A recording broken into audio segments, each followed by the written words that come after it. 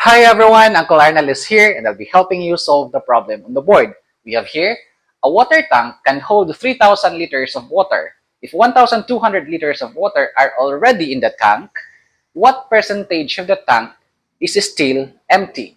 So for the sake of illustration, we have here our tank that can hold up to 3,000 liters. And based on the problem, there is already some water inside which is equivalent or equal to 1,200 liters. So we have here the empty space that can probably hold up to how many liters? 3,000 minus 1,200. That would be 1,800 liters. So the equivalent percentage of this one is what we are looking for. So therefore, we have 1,800 out of 3,000 liters. Now we cancel 1, 0, numerator and denominator, another 1. So we are left with 18 divided by 30.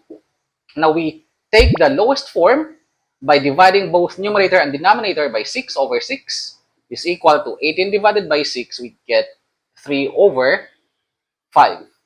Now we are going to multiply a certain number that will give us 100 at the denominator. 5 times blank is equal to 100.